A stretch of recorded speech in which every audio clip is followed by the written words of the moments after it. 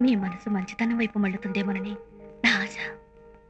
మార్పు అనేది ఎప్పుడో అప్పుడు ఎక్కడో అక్కడ మొదలవ్వాలి. ఆ మార్పే కనుక మీలో వస్తే మొదటిగా సంతోషించేది నేనే. చూడు, నీ శరీరం మొత్తాన్ని దానం చేసేంత గొప్ప మనసున్న నువ్వు నీది కాని సొమ్ముని దొంగిలించేంత నీతిమాలిన పని ఎలా చేయగలుగుతున్నావు? మన సంతోషం కోసం 10 మందిని బాధ పెట్టడం కంటే 10 మంది సంతోషం కోసం మనం బాధపడ్డా పర్వాలేదు.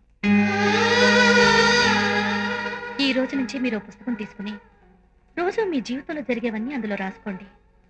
మర్నాడు దాన్ని చదివితే నిన్న చేసిన చెడు తెలుస్తుంది, రేపు చేయాల్సిన మంచి తెలుస్తుంది. All the best.